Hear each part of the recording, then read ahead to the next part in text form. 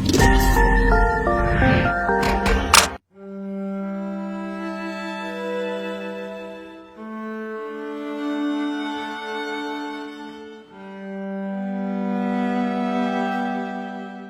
നിന്ന് എങ്ങനെയെങ്കിലും രക്ഷപ്പെട്ട് കിട്ടിയ, പക്ഷെ അതുപോലും ഞങ്ങൾക്ക് നിവർത്തിയില്ല.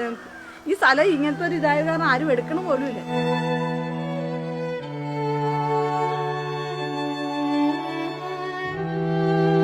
നമസ്കാരം, ചേർത്ത ലൈവിലേക്ക് സ്വാഗതം. സഞ്ചരിക്കാൻ ഒരു വഴിയില്ല, ജീവിക്കാൻ മാർഗമില്ല, ആരും ഇവരെ തേടി എത്താറുമില്ല.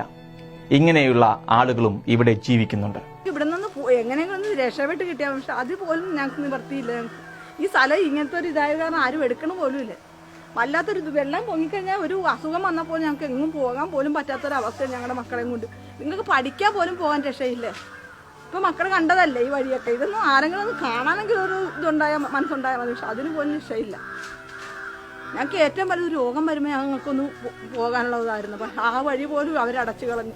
പ്രഹ്ലാദ എന്ന യുവാക്കളുടെ കൂട്ടായ്മ സഞ്ചരിക്കുന്നത് വേറിട്ട വഴികളിലാണ്. 100% അർപ്പണബോധമുള്ള യുവാക്കൾ. അവർ തേടിപ്പോകുന്നത് ഇതുപോലെ ആരും എത്തിപ്പെടാതെ അവഗണിക്കപ്പെട്ട് കിടക്കുന്ന സമൂഹത്തിന്റെ നേരെയാണ് ഇവരുടെ യാത്ര. ഇതുപോലുള്ള ഒരു മനുഷ്യരും ഈ നാട്ടിലുണ്ട് എന്ന് നമ്മൾ തിരിച്ചറിയണം. എല്ലാ സാധനങ്ങളും ഉണ്ടോ? എല്ലാ സാധനവും ഉണ്ടായിരുന്നു. നമുക്ക് ആവശ്യമുള്ള സാധനമൊക്കെ ഉണ്ടായിരുന്നു.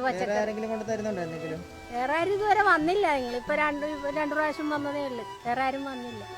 പിന്നെ മരുന്ന് കൊണ്ടുത്തന്നായിരുന്നു ഞങ്ങളുടെ മെമ്പർ. അവിടെ നിന്ന് മരുന്നൊക്കെ കൊണ്ടുത്തന്നു, ഈസിൻ പൗഡറും മരുന്നും ഒക്കെ കൊണ്ടുത്തന്നായിരുന്നു.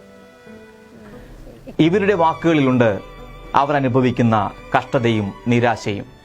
തുറവൂരിനടുത്ത് വളമംഗലം അനന്തഗിരി പ്രദേശത്താണ് ഇവർ താമസിക്കുന്നത്.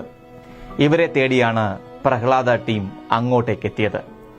Prahlada president Arjun, secretary Rahul Kammath, Ananthakrishnan, Aditya Shankar, Ajith M, Sooraj Menon, Bharath, Jagadeesh, Sabu C എന്നിവരാണ് പ്രഹ്ലാദ ടീം. ഇത് തുറവൂരുള്ള ഏകദേശം ഒരു 20ഓളം യുവാക്കളുടെ ഒരു കൂട്ടായ്മയായിട്ട് 2 വർഷം മുമ്പ് ആരംഭിച്ച സംഘടനയാണ് പ്രഹ്ലാദ എന്ന് പറയുന്നത്. ഞങ്ങൾ ആക്ച്വലി നാട്ടിലുള്ള ജനങ്ങൾക്ക് നല്ല കാര്യങ്ങൾ ചെയ്യാൻ വേണ്ടി ഒരു വാട്സപ്പ് കൂട്ടായ്മയോട് ആരംഭിച്ച് തുടർന്ന് അതൊരു ട്രസ്റ്റായിട്ട് രൂപീകരിക്കപ്പെടുകയും ജനങ്ങളുടെ പിന്തുണ മൂലം വളർന്ന് ജനങ്ങളെല്ലാം ഞങ്ങൾക്ക് സഹായങ്ങളായിട്ട് മുന്നോട്ടെത്തി അങ്ങനെ പ്രവർത്തിച്ചു പോരുന്നൊരു സംഘടനയാണ്. കഴിഞ്ഞ പ്രളയകാലത്തിനും അതിനുശേഷം വന്ന ലോക്ക്ഡൗൺ കാലത്തിനും ഉൾപ്പെടെ ഏകദേശം ഒരു 5 ലക്ഷത്തോളം രൂപയുടെ പ്രവർത്തനങ്ങൾ ജനങ്ങളുടെ ഇടയിലേക്ക് എത്തിക്കാൻ സാധിച്ചത് ഈ നാട്ടിലെ എല്ലാ ജനങ്ങളും ഞങ്ങൾക്ക് പിന്തുണയാണ്. ഒരു പെർമനൻറ്റ് ഫണ്ടിങ് എന്നതിന് അപ്പുറമായി ഓരോ ക്രൈസിസ് വരുമ്പോൾ അതിനെ നേരിടാൻ വേണ്ടിയുള്ള ഫണ്ട് ഞങ്ങൾക്ക് തന്ന് സഹായിക്കുന്നത് ഓരോ സുമനസ്സായിട്ടുള്ള ജനങ്ങളാണ്. അപ്പോൾ ഈ ഒരു ലോക്ക്ഡൗണിൻ്റെ തുടങ്ങിയ ദിവസങ്ങളിൽ തന്നെ ഞങ്ങൾ ഇതിനു വേണ്ട പ്ലാനിങ് നടത്തുകയും പിറ്റേ ദിവസം തന്നെ അതിന് വേണ്ട വോളണ്ടിയർമാർ മുന്നോട്ട് വരികയും മറ്റൊരു കൂട്ടായ്മയായ ഒരു ശ്രമം ഉണ്ടാകുകയും അതിൽ നിന്നും പ്രവർത്തനങ്ങൾ ഏകോപിപ്പിച്ച് ഫണ്ട് വരാൻ തുടങ്ങുകയുമാണ് ഉണ്ടായത്. ഇപ്പോൾ ഏകദേശം 1 ലക്ഷം രൂപയുടെ അടുത്ത സാധനം ഈ ഒരു മാസത്തിനുള്ളിൽ ഞങ്ങൾക്ക് ജനങ്ങൾക്കിടയിലേക്ക് എത്തിക്കാൻ സാധിച്ചു. അതോടൊപ്പം തന്നെ നമ്മൾ നന്മ ഫൗണ്ടേഷൻ, അതായത് നമ്മുടെ പ്രവർത്തനങ്ങൾ കണ്ടിട്ട് നന്മ ഫൗണ്ടേഷൻ, MBT നന്മ ഫൗണ്ടേഷൻ്റെ നേതൃത്വത്തിൽ ഒരു വയറൂട്ടം എന്ന പദ്ധതിയിലൂടെ ഏകദേശം ചേർത്തല മുതൽ അരൂർ വരെയുള്ള വഴിയോരത്ത് കഴിയുന്ന പാവപ്പെട്ട ജനങ്ങൾക്ക് നമ്മൾ ഉച്ചയൂണ് എത്തിച്ചു കൊടുക്കുന്ന പദ്ധതി നമ്മൾ സ്റ്റാർട്ട് ചെയ്തിട്ടുണ്ടായിരുന്നു. അത് മുടങ്ങാതെ ഉച്ചയൂണ് എത്തിച്ചു കൊടുക്കുന്നുമുണ്ട്. അതോടൊപ്പം തന്നെ ഏറ്റവും അനുഭവിക്കുന്ന കോവിഡ് രോഗികൾ അല്ലെങ്കിൽ മറ്റ് രോഗങ്ങൾ മൂലം ഈ ലോക്ക്ഡൗണിൽ പുറത്തിറങ്ങാൻ പറ്റാത്ത ആളുകൾക്ക് വേണ്ടി നമ്മൾ ഇപ്പോൾ അതായത് മരുന്നുകൾ, അവർക്ക് ആവശ്യമായിട്ടുള്ള മരുന്ന്, ക്യാൻസറിന് രോഗികൾക്കുള്ള മരുന്നുകൾ, അങ്ങനെ അത്യാവശ്യപ്പെട്ട മരുന്നുകളെല്ലാം നമ്മൾ ഡീലർമാർ വഴി നേരിട്ട് ബന്ധപ്പെട്ട് വാങ്ങിച്ച് അവരുടെ അടുത്ത് എത്തിക്കുകയുണ്ടായി. അതോടൊപ്പം തന്നെ കേരള കോവിഡ് വാരിയേഴ്സിൻ്റെ ഒരു അസോസിയേഷനിൽ നമ്മൾ വന്ന് അവർക്ക് വേണ്ട അവരോട് സഹകരിച്ചിട്ട് നമ്മൾ ചെല്ലാനത്ത് ഈ ഒരു പ്രകൃതി ദുരന്തം നേരിട്ട സമയത്ത്, കടലാക്രമണം നേരിട്ട സമയത്ത് അവർക്ക് ഏറ്റവും അത്യാവശ്യമായിരുന്ന സാനിറ്ററി പാഡുകളും കാര്യങ്ങളും ആവശ്യമുണ്ടായിരുന്നു.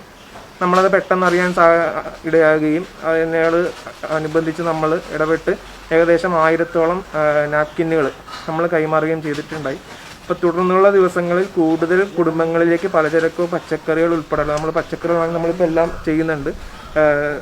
സവാള, തക്കാളി, ഉള്ളി അങ്ങനെയുള്ള പല സാധനങ്ങൾ നമ്മൾ ഇൻക്ലൂഡ് ചെയ്തിട്ടുണ്ട്. മരുന്ന് ആവശ്യമായിട്ട് ബന്ധപ്പെടുന്നവർക്ക് അങ്ങനെ ചെയ്യുന്നുണ്ട്. കോവിഡ് രോഗികൾ എന്ത് സഹായം അഭ്യർത്ഥിച്ച് നമ്മളെ വിളിക്കുമ്പോഴും നമ്മൾ അവർക്ക് വേണ്ട സഹായങ്ങൾ എത്തിക്കുന്നുണ്ട്. അപ്പോൾ തീർച്ചയായിട്ടും ഒരു യുവ കൂട്ടായ്മ എന്ന നിലയിൽ തന്നെ ഞങ്ങളോട് ജനങ്ങൾ നല്ല രീതിയിൽ സഹകരിക്കുന്നതുകൊണ്ടാണ് ഞങ്ങൾ ഇതിനോടനുബന്ധിച്ച് മുന്നേറുന്നത്.